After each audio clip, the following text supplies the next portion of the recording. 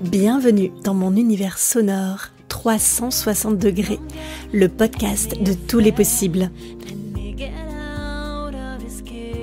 Je suis Manon Ravel Saladini, votre hôtesse, coach, consultante et fondatrice de l'art de vivre. Je vous propose de cultiver ensemble ouverture de cœur, d'esprit et de conscience pour rayonner à 360 degrés. C'est parti pour un nouvel épisode. Bienvenue, j'ai le plaisir de vous retrouver aujourd'hui pour un nouvel épisode solo. La fois dernière, nous avons exploré la raison d'être de ce podcast 360 degrés. Aujourd'hui, nous allons plonger au cœur d'une de mes notions, de mes concepts favoris, trouver son propre flow. Alors déjà, qu'est-ce que le flow ? Le flow, c'est vraiment cette sensation d'épouser en quelque sorte le moment présent et d'être dans une justesse, d'être dans une expansion intérieure qui fait qu'on se sent bien, on se sent aligné et tout est fluide. Par exemple, voilà, donc ça c'est la définition, mais pour vous donner un exemple plus précis, quand on est en train de créer quelque chose ou d'avoir une discussion passionnante avec quelqu'un, on a tendance à complètement oublier la notion du temps. On a l'impression que ça fait 3 minutes qu'on fait quelque chose, alors qu'en fait ça fait peut-être des heures, mais on ne s'en rend pas compte parce qu'on est tellement dans cet état de focus, de focalisation sur ce qu'on fait. Et il y a aussi un ressenti de bien-être, de plaisir, même de plénitude qui en ressort.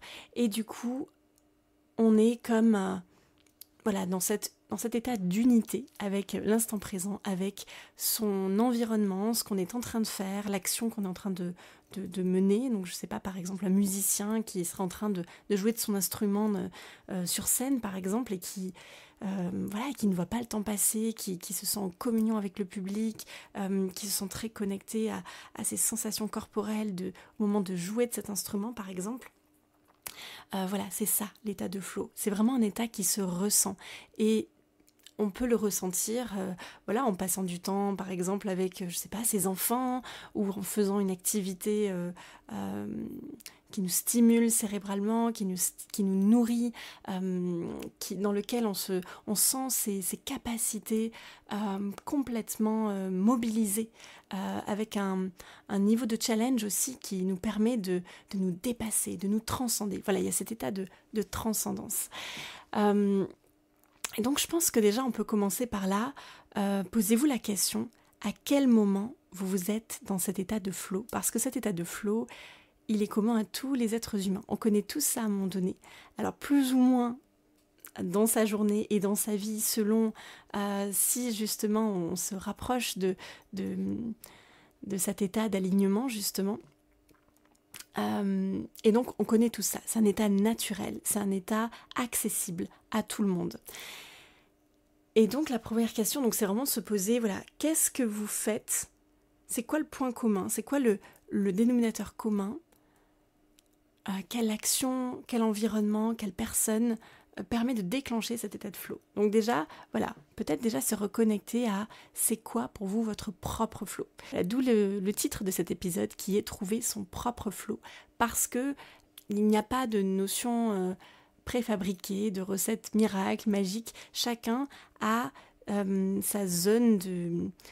et donc là, je rejoins encore ce que j'avais évoqué dans le dernier épisode solo sur l'ikigai, sa zone de génie, sa zone de talent, sa zone où en fait on est dans cet état de à la fois pleine expansion et à la fois de non-effort. Voilà, pour moi le flow c'est vraiment un état de fluidité où on n'est pas en train de forcer, où on n'est pas en train d'aller contre soi, on épouse son essence, on épouse son être profond et donc on est ce flow, on devient ce flow, ça devient très fluide.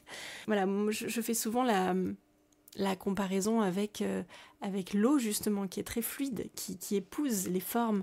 On est vraiment là-dedans. J'ai essayer de poser des mots différents, à la fois conceptuels, à la fois plus dans des exemples, à la fois mes propres mots aussi de ma propre expérience de flow et des personnes aussi que j'ai pu accompagner sur ce parcours, pour que vous puissiez trouver peut-être, tout ne va peut-être pas résonner, mais que vous puissiez trouver votre définition à vous. Et donc une fois que vous avez repéré cet état de qu'est-ce que c'est le flow pour moi, l'idée c'est de venir amplifier ça. Et maintenant que vous avez peut-être identifié ces moments-là, donc l'idée ça va être de pouvoir dupliquer ça, de pouvoir être le plus souvent possible peut-être dans cet état de flow, parce que cet état il est très créateur, on va pouvoir créer plein de choses sans avoir l'impression de travailler, sans avoir l'impression de forcer, tout va être fluide. Voilà, tout va s'enchaîner, c'est ce qu'on peut appeler parfois aussi de façon plus ésotérique, l'alignement des étoiles, mais en fait ça veut simplement dire l'alignement intérieur, l'alignement de soi. C'est quand l'esprit, le cœur et le corps vont ensemble dans une même direction. Alors dans cet épisode, j'aimerais encore aller plus en profondeur. On a évoqué lors de la dernière interview avec Valérie, on a parlé à un moment donné de plusieurs choses. On a parlé de la relation au temps, de la relation au flux de l'argent. Et pour moi, ça me permet, cet épisode, de faire une bonne transition sur les trois flux, les trois piliers, finalement, les trois ressources qui va être intéressant d'optimiser, d'aller jouer avec ces énergies-là pour pouvoir les mettre au service de notre flow, au service de notre contribution, au service de qui on est et de faire circuler tout ça. Donc les trois grands flux sont l'énergie, le temps et l'argent. Alors là, dans cet épisode, on va plus particulièrement focus sur comment optimiser, parce qu'il y a mille et une façons de créer, d'optimiser son énergie, d'optimiser son temps, d'optimiser son argent, mais et son abondance. Mais tout ça, dans cet épisode, l'idée c'est vraiment d'aller dans cette idée d'alignement, c'est de pouvoir le faire d'une façon juste, d'un espace du cœur. Voilà, donc ça ne veut pas dire qu'il n'y aura qu'une seule définition à ça, ça veut dire qu'elle est propre à chacun. Mais l'invitation dans cet épisode, c'est de venir voir comment on peut optimiser ces trois flux de façon la plus alignée pour vous. Donc, déjà l'énergie, j'ai pas mal de clés à apporter là-dedans, mais j'aime bien quand même cette idée systémique, cette idée holistique de l'approche de la gestion énergétique. Donc effectivement, on peut le voir d'un point de vue purement corporel, vitalité, au niveau de son alimentation, au niveau de son sommeil, au niveau... on peut le voir sous cet angle-là. Et moi, l'invitation, c'est peut-être de tester un petit peu, de goûter à toutes les portes d'entrée pour voir qu'est-ce qu'il y a de plus impactant pour soi.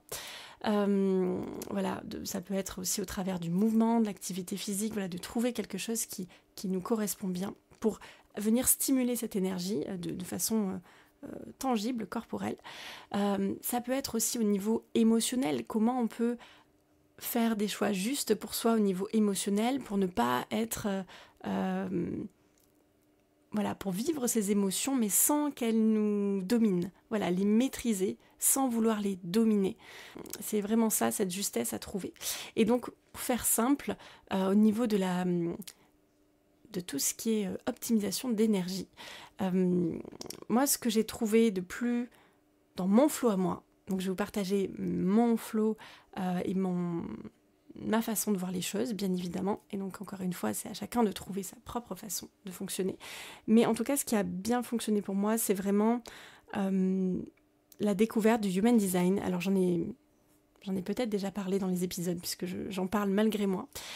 Et c'est un outil qui, selon moi, permet d'accéder à notre unicité dans notre fonctionnement. Parce qu'on est tous très différents dans nos fonctionnements énergétiques, émotionnels, même physiologiques, au niveau de choses très concrètes, comme par rapport à notre sommeil, à notre alimentation, à notre environnement. Et le Human Design, peut-être pour faire une courte introduction ici, c'est un outil qui date de la fin des années 80, qui est très récent à l'échelle, si on le compare par exemple à l'astrologie qui date de plusieurs milliers d'années. Ça reprend plusieurs pratiques déjà existantes, dont l'astrologie, avec les mêmes clés d'entrée, date, heure, lieu de naissance. Donc ça peut paraître très éthéré comme pratique. Ça peut paraître très éthéré puisque du coup on se base sur des données très astrologiques. Et pour autant, moi qui suis une très très grande cartésienne, cet outil m'a vraiment bluffée et j'ai vraiment trouvé des réponses que je n'ai trouvées nulle part ailleurs et qui m'ont vraiment permis de mieux me comprendre surtout au quotidien. Parce que parfois, des outils comme l'astrologie expliquent des choses sur le caractère, etc. Mais ça ne me donnait pas des clés concrètes pour au quotidien, comment optimiser mon énergie. Et donc voilà, moi du coup j'accompagne avec le Human Design. Je suis pas praticienne en Human Design. Voilà, je ne m'estampille pas, je ne m'identifie pas à cet outil. Mais je l'utilise comme un raccourci pour optimiser sa façon de travailler, d'être au monde. Et je trouve que ça donne des clés, ça n'explique pas tout. Et attention, il faut bien, d'une part, prendre du recul par rapport à ça pour ne pas s'enfermer dans des cases. Comme pour tout outil, c'est très utile si on ne s'enferme pas dedans. Et par ailleurs, pour moi, je trouve que c'est très puissant, mais c'est un parmi tant d'autres. On n'est pas obligé de passer par cet outil pour se connaître et pour optimiser son énergie, sa façon de voir le monde, mais je trouve que c'est un très bon outil parce qu'il est assez holistique, assez global et qui donne quand même des réponses assez efficaces en peu de temps. Après, moi ce que je vous recommande, c'est d'aller de sentir qu'est-ce qui résonne pour vous, qu'est-ce qui vous attire et de suivre votre intuition puisque si ça vous appelle, c'est pas pour rien, c'est qu'il y aura des réponses qui vont vous être utiles et précieuses. Et donc moi le Human Design, évidemment que ça m'a appelée, évidemment que j'étais en résistance et évidemment que quand j'ai eu ce mini coaching qui a duré 5 minutes. 5 minutes, pour remettre dans le contexte, c'était lors d'un mastermind international, donc c'était en anglais. Et donc il y a 3 femmes qui étaient formées à cet outil-là, qui m'ont dit, qui ont proposé au groupe de faire des petites lectures de 5 minutes chacun. Et chacune, puisqu'on n'était que des femmes. Et des femmes au travers, on était une trentaine dans le monde entier. Et ce jour-là, je m'en rappellerai toute ma vie parce que suite à ce que j'ai découvert lors de cette séance, donc je ne vais pas forcément m'étaler sur le pourquoi du comment, mais juste dire ce que ça m'a fait. Je me suis sentie comme si pour une fois j'avais pu mettre des mots sur un fonctionnement que je ressentais bien à l'intérieur, mais que je n'arrivais pas à... je n'arrivais pas ni à l'expliquer, ni... C'était incroyable. J'avais vraiment l'impression, je me souviendrai toute ma vie de cette expression que j'ai eue dans ma tête. C'était comme si j'avais été, que le Human Design, ça avait été comme Champollion quand il a trouvé la pierre de Rosette et qu'il a pu traduire les hiéroglyphes grâce à d'autres tablettes qui étaient inscrites dans d'autres langues et faire le rapprochement de toutes ces langues. Et j'ai vraiment eu l'impression que tout prenait sens, que j'arrivais vraiment à mieux me comprendre et à mieux optimiser, surtout au quotidien, mon énergie, que ce soit au niveau du sommeil, au niveau de l'alimentation, au niveau même environnemental, me trouver dans des endroits qui correspondent vraiment à l'énergie dont j'ai besoin. Et donc ça peut paraître très ésotérique, mais en réalité c'est beaucoup plus concret que ce qu'on peut croire et surtout c'est un outil que j'aime bien incarner avant tout. Ça sert à rien de tout savoir parce que c'est un outil très très complexe et on pourrait aller très très loin, mais honnêtement si on ne l'intègre pas, ça ne sert à rien, ça ne sert strictement à rien.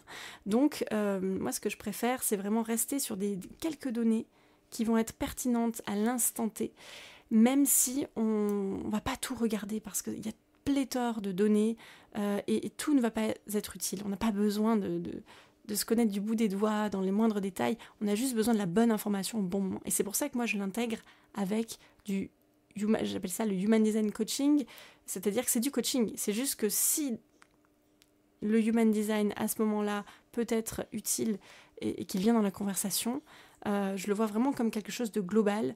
Et donc, je regarde les données d'entrée et voilà, si je vois que par rapport à ce que la personne m'amène, il y a une pertinence de partager quelque chose, je le partage. Mais je ne vais pas prendre son schéma et juste dire tout ce qu'il y a dessus, ça ne sert strictement à rien. Voilà, en tout cas, c'est ma conviction. Et donc, donc ce que je voulais dire, c'est que l'Human Design, selon moi, c'est vraiment... je le fais systématiquement. Quand quelqu'un rentre dans mon univers, si la personne est d'accord, je lui demande de regarder. Parce que c'est bien d'avoir à l'esprit ça pour alimenter certaines réflexions. Ça apporte comme un raccourci. Après, c'est intéressant d'aller se nourrir dans d'autres, d'avoir une vision assez holistique de son énergie, parce que tout a un impact sur son énergie. Les décisions qu'on prend, les relations qu'on entretient, les environnements qu'on fréquente, les pensées qu'on nourrit, les comportements qu'on adopte. Donc absolument, tout ce que l'on fait, tous les micro-choix de notre quotidien impactent notre énergie. Voilà, donc déjà, avoir en conscience ça. Et en fait, l'idée, toujours dans cette idée de... je vais très certainement parler très souvent dans ce podcast, souvent de la logique de minimalisme et la fameuse loi de Pareto de 80-20. Pour moi, le flow, pour faire le lien avec le flow, c'est pas être parfait et tout faire, parce que c'est juste pas possible. C'est vraiment regarder pour chaque personne qu'est-ce qui est pertinent, les 20% qui sont pertinents d'aller regarder, parce que ça va avoir un impact maximal. Les 20% qui vont créer les 80% de résultats. Et donc ça, c'est hyper intéressant d'aller regarder quel est le gros levier qui va permettre d'améliorer toute une situation. Et c'est pas forcément d'être parfait partout, de tout faire, c'est vraiment pas l'idée. Voilà, donc du coup, pour résumer, sur le premier flux à aligner, à optimiser, c'est vraiment d'aller faire ce jeu de regarder, qu'est-ce qui nous appelle et voir qu'est-ce qui peut être mis en place pour avoir le maximum de résultats sans trop d'efforts. Et après, une fois que ça s'est instauré, que la base est là, on peut aller dans les millimètres et venir agrandir ça. Mais vraiment, c'est de démarrer de là où ça a un impact. Une fois que j'ai dit ça, donc ça, c'est vraiment au niveau de son énergie. Donc vraiment, aller tester des choses au niveau de son alimentation, de son corps, de sa façon de bouger, comme je disais, de tout ce qu'on peut, toutes les décisions, toutes les actions. Mais ça reste, on va dire, l'énergie, ça reste quand même quelque chose de... Malgré tout, on n'a pas tous... ce qu'il faut peut-être aussi dire par rapport à cette notion de Human Design, c'est qu'on n'a pas tous forcément la même énergie non plus. Donc sans s'enfermer dans une case, attention, puisque on est à la fois... on est à la fois on est tous...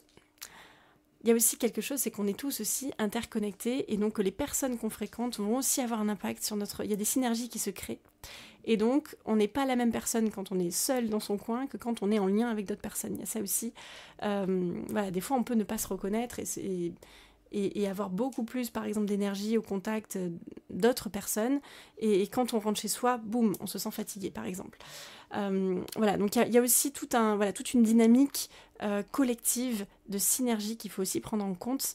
Et on ne peut pas juste raisonner qu'à son niveau. Sinon, on vit dans une grotte et on voit personne. Et c'est pas forcément ça qu'on veut, puisqu'on cherche l'alignement, encore une fois, dans ce podcast. Et donc, vivre... tout seul dans son coin, c'est pas forcément ce qu'on... en tout cas, ça peut, mais visiblement, l'être humain a quand même... pour m'intéresser beaucoup aux neurosciences, l'être humain est un être social qui a besoin de sociabiliser, et donc on n'est pas fait pour vivre dans notre grotte, en tout cas, tout le temps. On peut... avoir besoin de temps de retrait pour recharger son énergie, mais on est quand même fait pour sociabiliser avec d'autres êtres humains. Voilà, donc une fois que c'est dit, donc voilà, l'énergie, il y a vraiment cette idée qu'on peut mettre des choses en place, mais qu'après, il y a quand même entre guillemets, on est comme on est aussi. Il y a aussi quand même cette idée on n'est pas tous égaux là-dessus, et on n'a pas tous les mêmes leviers. Et donc ça va être intéressant d'aller faire ce travail profond, de regarder qu'est-ce qui est pertinent d'aller optimiser là-dedans, pour avoir la meilleure énergie possible, sachant que là aussi un travers peut-être du développement personnel, ce serait de dire qu'il faut être tout le temps en haute énergie, tout le temps. En fait, nos émotions, elles sont pas là pour nous embêter, elles sont là, on est là aussi pour les vivre parce qu'elles nous apportent des messages, elles nous apportent quelque chose. Et l'idée, c'est pas d'être tout le temps, au top de sa forme. Des fois, il y a aussi, ça fait aussi partie de la vie que de traverser, des émotions. Mais ce qui va faire la différence, ça va être vraiment cette capacité à en sortir rapidement. Et ça, c'est des clés qui s'apprennent avec tout un tas de connaissances de soi, d'outils, de postures qui permettent de trouver la façon la plus simple, efficace de s'extraire de ces tourbillons parfois négatifs et de pouvoir passer à autre chose, de switcher son énergie, comme on peut dire aussi. Donc ça, c'est ce que j'avais à dire sur l'énergie. Et c'est vrai que là-dessus, il y a quelque chose de très... pourquoi je commence par l'énergie ? Parce que c'est celle qui est la plus intime et la plus potentiellement limitée, entre guillemets, parce que l'énergie, on a quand même, en tant qu'être humain, on est un être qui a des besoins, qui a des limites, et donc on peut pas envisager, sauf peut-être si on est insomniaque par exemple, mais de ne pas dormir en fait. À un moment donné, le corps a besoin de récupérer. Donc ce que je veux dire, c'est que c'est une ressource qu'on va pouvoir optimiser, mais on commence vraiment par celle-ci. En tout cas, moi j'aime bien commencer par cette ressource-là, parce que c'est celle qui est la plus limitée dans les 3 ressources que je vais vous présenter. Voilà, donc du coup, c'est la plus précieuse. Honnêtement, selon moi, mais là encore, c'est un point de vue personnel, s'il y a vraiment une ressource qui doit être priorisée sur les 3, c'est vraiment l'énergie, parce que c'est la seule qui n'est pas infinie. Donc l'énergie, c'est la seule qui est, entre guillemets, limitée, que l'on ne peut pas dupliquer à l'infini, puisqu'elle est liée à notre corps humain, qui a une limite. Et donc, effectivement, selon moi, c'est celle qu'on devrait toujours prioriser, parce que on ne peut pas trouver des moyens pour la démultiplier. Ou du moins, il y a toujours un plafond de verre. Et donc, c'est là où ça va être intéressant de jouer avec les autres ressources qui sont à notre disposition, qui sont le temps et l'énergie. Alors vous allez me dire, oui, non, mais le temps aussi, c'est une ressource concrète, finie, limitée. On n'a pas un temps indéfini sur cette planète. Alors oui, certes. Sauf que selon moi, c'est là où il y a un vrai travail de pas de côté à faire sur notre regard sur le temps. Le temps, c'est vraiment une ressource qui n'existe pas en soi. C'est une unité de mesure qui a été créée par l'humain. Et effectivement, la nature est faite de cycles, etc. Donc oui, le temps existe, mais la façon dont on a de le mesurer, c'est vraiment une invention humaine. Et moi, ce que j'aime dire par rapport à la relation au temps, c'est que... alors effectivement, le temps, si on regarde une horloge, il est quantifié, mais si on en revient à cette notion de flow dont on a parlé tout à l'heure, le temps, est-ce qu'il est vraiment égal quand on a l'impression, quand par exemple, je sais pas, on s'ennuie dans une salle d'attente ou dans une conférence ou une réunion, où on se sent pas du tout à sa place, où on trouve le temps long, où on regarde chaque seconde, on a l'impression que ça fait 1 heure alors qu'en fait ça fait même pas 1 minute. Est-ce que vous croyez vraiment que le temps est linéaire quand on est dans ce genre de configuration versus l'autre exemple que j'avais cité tout à l'heure où je parlais d'un artiste qui était sur scène en train d'être complètement d'épousé, de communier avec son public, avec la scène, avec son instrument, avec l'instant présent, et où il ne voit pas passer les 3 heures de concert par exemple. On a 2 situations où oui, le temps factuel est le même, mais en réalité, le temps tel qu'il est vécu est complètement différent. Donc l'idée, c'est de pouvoir utiliser le temps, modeler le temps, jouer avec cette relation au temps pour, quand ça nous arrange, peut-être être dans cette... le faire ralentir parce qu'on a envie d'avoir cette sensation d'étirer le temps pour pouvoir en profiter le plus possible, et versus parfois pouvoir le faire passer plus vite si on... Donc il y a cette idée-là, qu'on a notre perception a le pouvoir, et donc ça, je vous invite vraiment, si vous êtes curieux de ça, parce que ça peut être très, de prime abord, très contre-intuitif, ou en tout cas à aller à l'encontre de tout ce qu'on nous a appris, mais si vous vous intéressez à la physique quantique, et à la véritable physique quantique, hein, je ne parle pas des concepts aussi qui sont parfois galvaudés à ce sujet. Moi, je me suis intéressée pour la première fois il y a déjà de nombreuses années à la physique quantique, et je trouve qu'il y a des clés extraordinaires de compréhension de notre monde. Et donc ça explique à quel point, pour faire simple, l'observateur a un pouvoir de changer l'expérience selon comment il observe la situation. Et donc l'observateur, c'est nous, c'est notre cerveau humain, notre conscience, qui a le pouvoir, donc selon comment on observe le temps, de changer l'expérience, donc par exemple d'accélérer ou de réduire le temps. Voilà, bon, je le fais simple, mais si ça vous intéresse, je vous invite à aller vous documenter sur notamment l'expérience de la double fente, par exemple, qui a été, c'est une expérience qui a été reprise et à chaque fois affinée par de nombreux scientifiques au fil des années. C'est une expérience qui a duré sur des années et des années, je crois, j'ai plus le nombre d'années en tête, mais je crois sur une vingtaine d'années, et à chaque fois, un nouveau scientifique venait reprendre les travaux de ses prédécesseurs pour affiner le processus. Et voilà, et donc on va dire que il y a plusieurs leçons qu'on peut en tirer de ces expériences. La première, c'est qu'effectivement, comme j'ai dit tout à l'heure, l'observateur a une influence sur le résultat de l'expérience. Et la deuxième, c'est qu'on se rend compte que le concept de temps, tel qu'on nous l'a enseigné, passé, présent, futur, est beaucoup plus complexe que ça. Qu'il n'y a pas forcément cet ordre-là. Bon, on va pas rentrer dans les détails, mais en tout cas, tout ça pour dire que le temps, on a un vrai pouvoir sur le temps. Et ça, une fois qu'on comprend ça, on peut vraiment optimiser ça. On peut optimiser ça pour se créer du temps.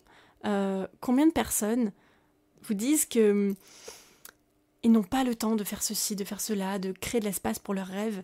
Ah oui, non mais alors là, j'avais ce rêve quand j'étais enfant, mais ah oui, non mais tu comprends, j'ai pas le temps, j'ai des enfants, et puis j'ai un travail, et puis j'ai je ne sais quoi.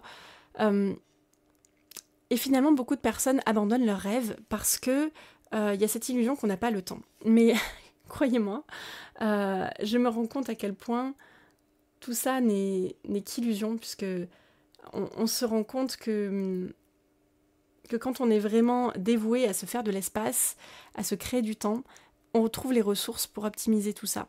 Et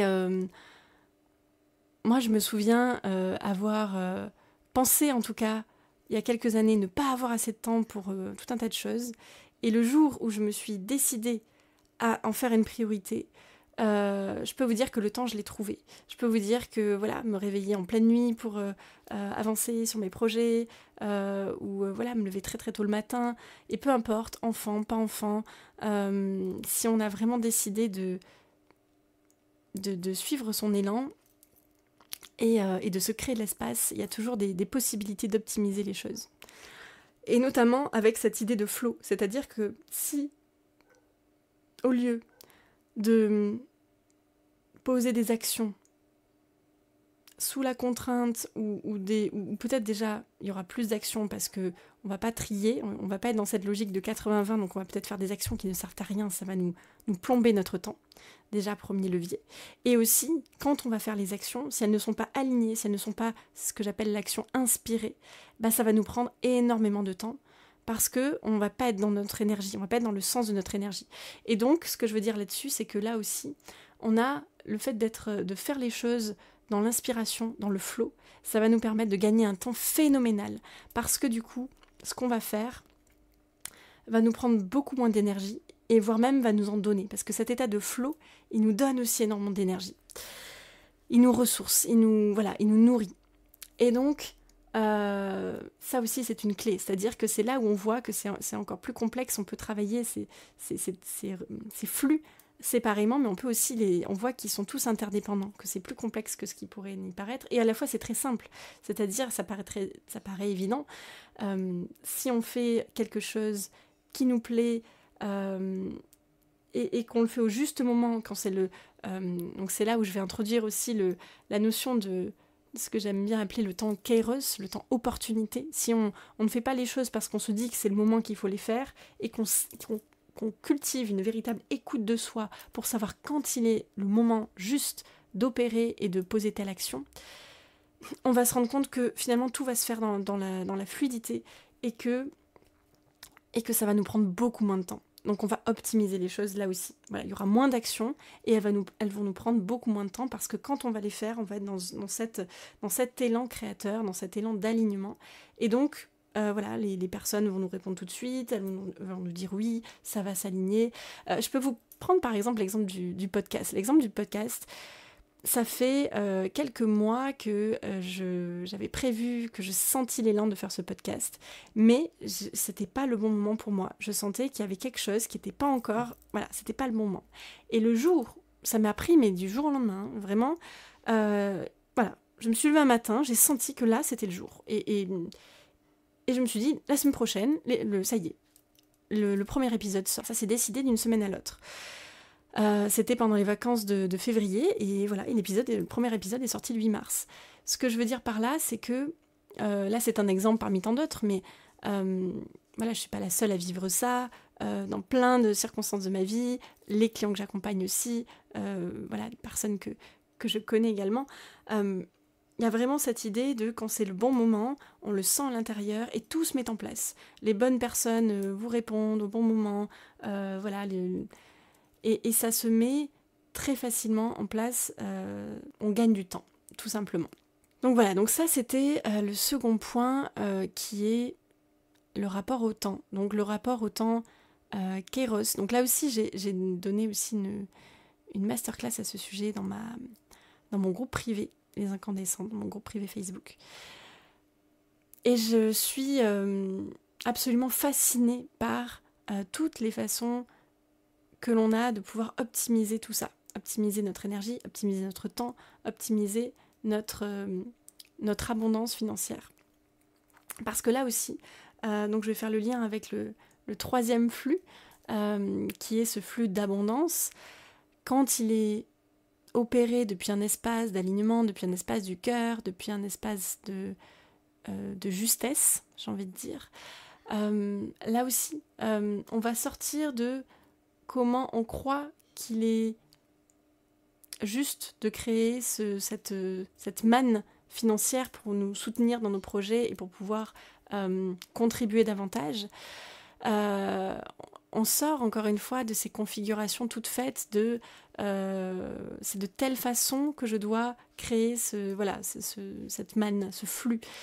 Puisque comme on le précisait aussi dans l'épisode avec Valérie, selon moi, selon ma conception, le flux d'argent qui est quelque chose de très, dans notre société, très, très, très clivant, j'ai envie de dire. Il y en a autant qui le mettent sur un piédestal que d'autres qui le détractent complètement. Voilà, il y a autant de détracteurs que de personnes qui le vénèrent et qui le mettent sur un piédestal. Et pour moi, en réalité, ça dit juste simplement quelque chose de nous.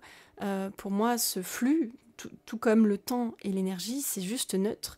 Et c'est vraiment ce qu'on va en faire qui va faire que ça va être quelque chose de bien, de moins bien. Pour moi, en tout cas, c'est vraiment la conception que j'en ai et que je partage ici.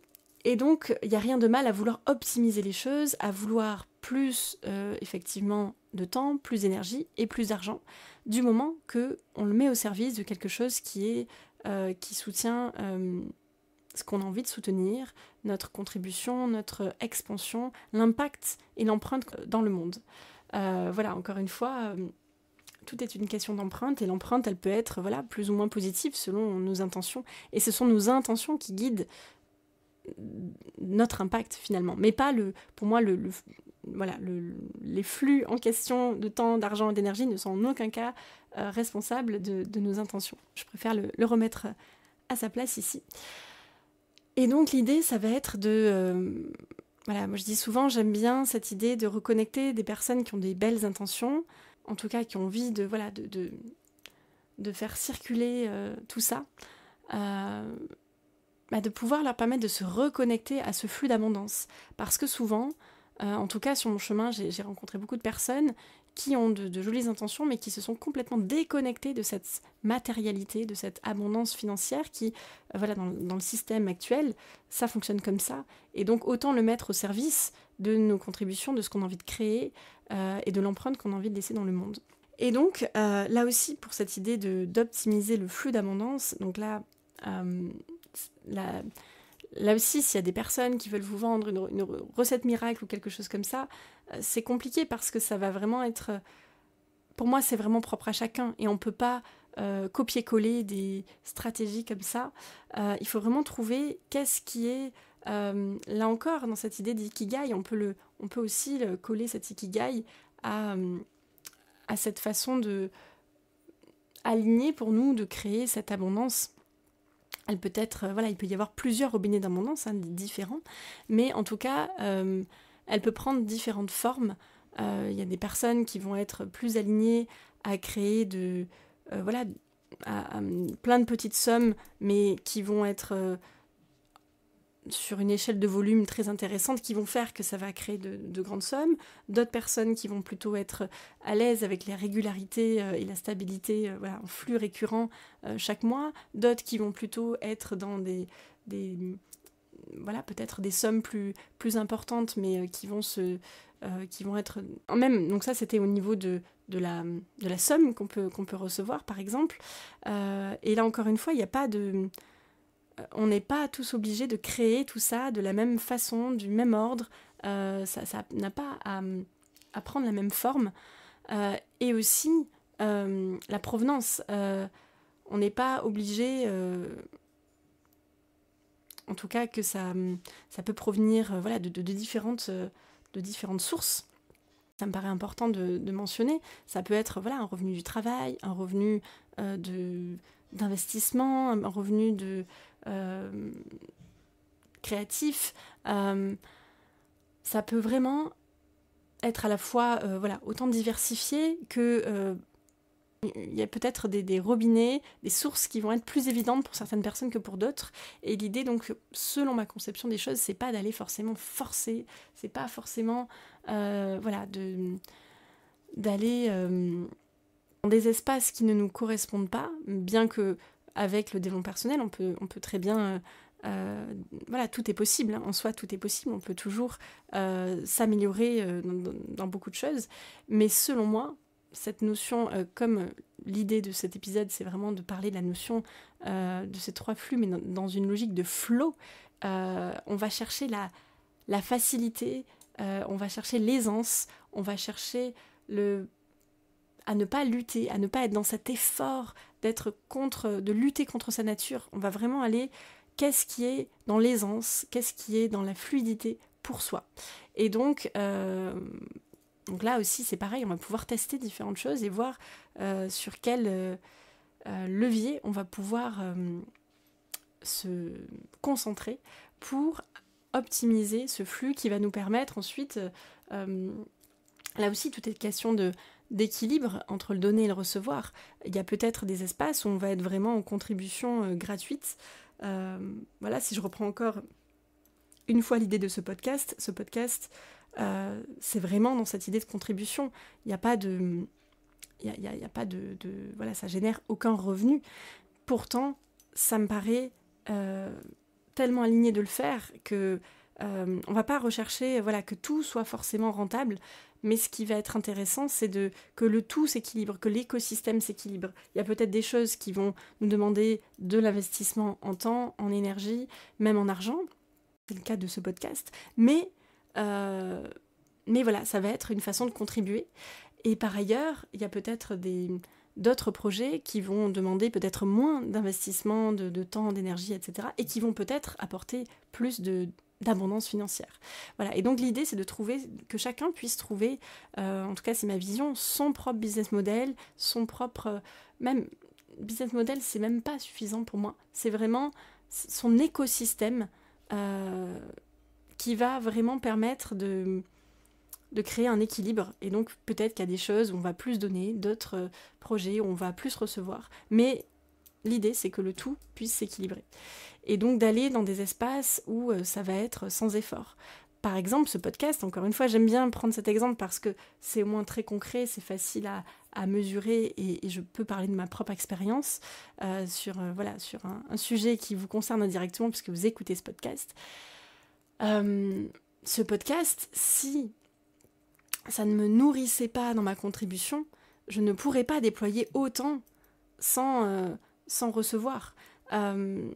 En tout cas, sans recevoir directement, parce qu'on reçoit autre chose. On reçoit des messages, on reçoit de la reconnaissance, des feedbacks, on reçoit du soutien autre que... Mais là, comme la question qui est abordée, c'est les fameux 3 flux. Donc oui, du coup, ça nourrit sur le plan de l'énergie, etc. Mais c'est vrai que directement, il n'y a pas forcément un retour sur, entre guillemets, investissement, mais comme il y a comme ça me nourrit, du coup, ça me permet de mobiliser cette énergie, ce temps, cet investissement, pour pouvoir aller au bout. Et si c'était pas le cas, ce serait pas aligné. C'est parce que c'est quelque part sans effort que j'arrive à me mettre en mouvement. Et inversement, il faut qu'il y ait un équilibre sur d'autres projets. Bon, j'espère que c'est clair sur ces notions-là, puisque c'est quand même assez...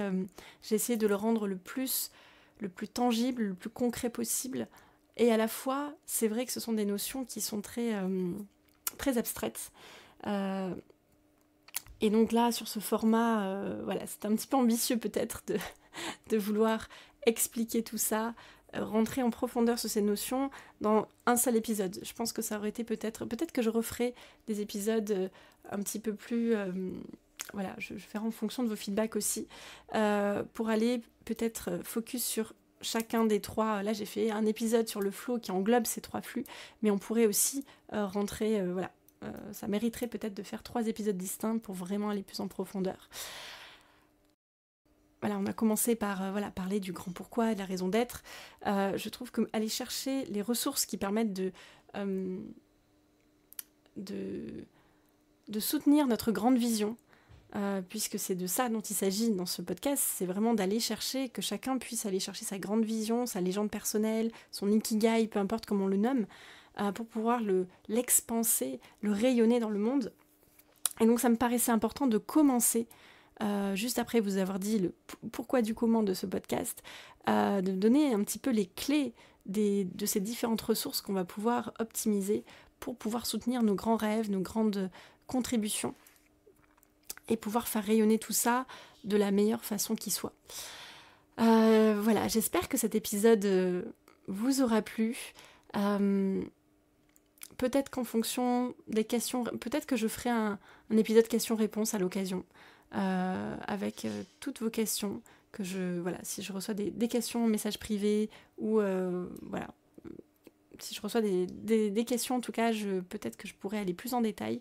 Mais là, déjà, je pense que j'ai fait un premier tour d'horizon de ce que j'avais envie de dire sur cette notion d'explorer ces 3 ressources, ces 3 flux, de façon à la fois alignée depuis cet espace de justesse et à la fois depuis un espace d'aisance, de flow, puisque ça c'est mon grand dada, on va dire, c'est ma tasse de thé, d'accompagner les personnes que j'accompagne en coaching, en accompagnement privé et collectif.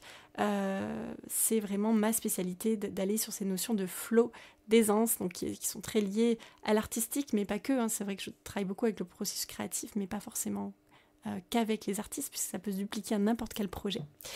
Et d'ailleurs, à ce sujet, j'avais 2 choses à vous dire avant de conclure cet épisode. Le premier, c'est que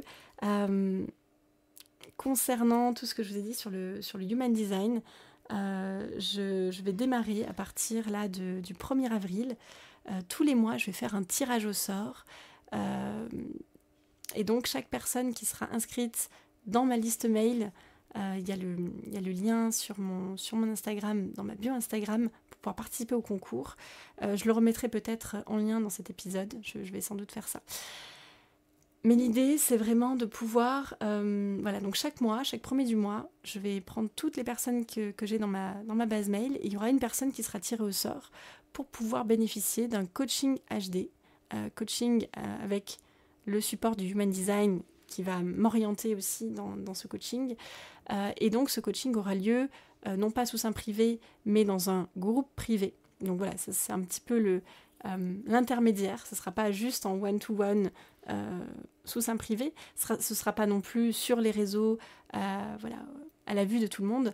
Ce sera dans un espace safe place, dans un espace voilà, de confiance, avec des personnes que j'ai moi-même validées pour entrer dans le groupe, etc.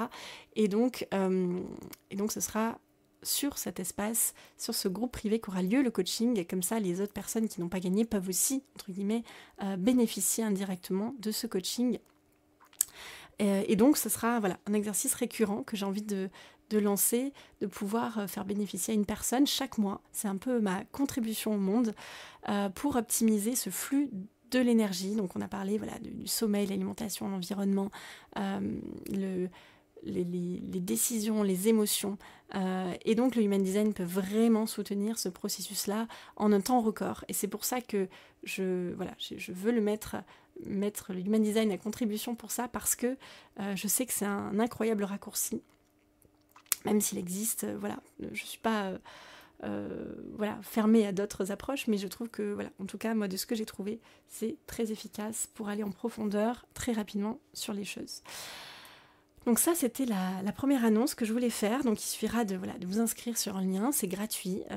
Et donc juste avec votre adresse mail, vous allez pouvoir gagner, en tout cas tenter votre chance pour gagner ce coaching.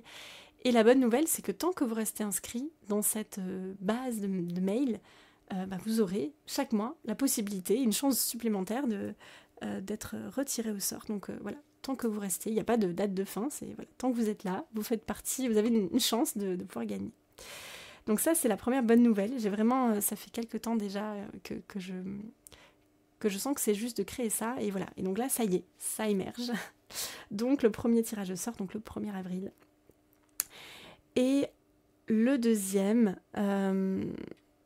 c'est là aussi quelque chose qui me tient à cœur depuis, c'est un accompagnement qui est qui est en création, qui émerge depuis pas mal de temps, parce que j'avais déjà fait une première version, mais qui n'était pas comme celle-ci. Celle-ci, elle fait vraiment peau neuve.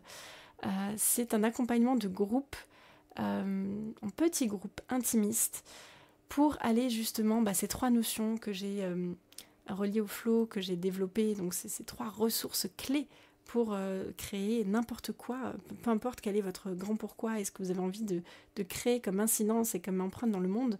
On a besoin de temps, d'énergie et d'argent. Et donc l'idée, c'est de vraiment plonger au cœur de ces 3 notions, mais de façon très... là, je le fais de façon très... dans cet épisode... très conceptuel entre guillemets, même si je donne des exemples concrets, mais là l'idée c'est vraiment de plonger avec, on vient avec un projet et comment on peut optimiser ça, mais en partant du concret de son projet. Donc c'est très expérientiel, c'est très on pratique, c'est pas un cours magistral, on est vraiment dans la pratique de comment toutes ces notions on peut les mettre au service de son projet pour optimiser tout ça. Et donc là c'est toute mon expertise de consulting, etc. que je mets à disposition. Donc tous mes outils couplés, tous mes processus, y compris énergétiques, etc., que je mets au service de tous ces projets pour pouvoir les faire rayonner au mieux en optimisant ces 3 ressources. Voilà, donc ça, c'est quelque chose d'un petit peu plus feutré. C'est un accompagnement, c'est mon accompagnement signature que j'ai mis plus d'1 an à mettre bout à bout pour sortir quelque chose de plus qualitatif possible.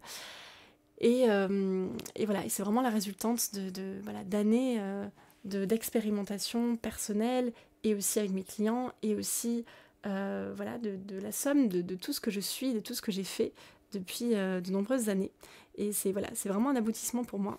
Et donc on va démarrer le 14 avril, enfin en tout cas les portes fermeront le 14 avril pour les candidatures, et donc ce sera uniquement sur candidature, parce que pourquoi sur candidature, c'est pas que je fais c'est pas que certaines personnes sont plus méritantes que d'autres, c'est pas du tout ça.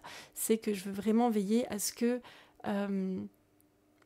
à ce que chaque personne qui s'inscrive puisse bénéficier au maximum de tout ça. Et donc voilà, il faut que ça puisse fonctionner. Il faut que je sente que ça puisse fonctionner avec le groupe, qu'il y ait une homogénéité, et aussi avec ce que je sais, ce que je vais transmettre, voir comment ça peut être le plus profitable. Voilà, ici c'est le cas. Du coup, les personnes pourront plonger dans cette expérience. Donc cette expérience s'appelle Masterflow. Le maître du flow, entre guillemets, donc le mastermind qui permet d'aller optimiser de façon naturelle et sans effort, sans lutter. J'aime bien cette idée de dire qu'on arrête d'additionner les choses, d'empiler, de mettre bout à bout plein de petits bouts de chandelle, de faire des économies de bouts de chandelle ou d'additionner des petites choses, mais on va vraiment démultiplier. On passe de l'addition à la multiplication. Et c'est très puissant. Donc n'hésitez pas, si vous avez envie de me faire part de vos candidatures par message privé pour qu'on puisse organiser un rendez-vous. En tout cas, j'ai été ravie de vous transmettre toutes ces notions-là qui pour moi sont précieuses à cultiver. J'espère que ça vous apportera des déclics, des transformations pour pouvoir agrandir votre expansion, votre contribution et votre empreinte tout autour de vous et dans votre écosystème. Je vous dis à très bientôt pour un nouvel épisode, cette fois d'interview, et encore merci pour votre écoute.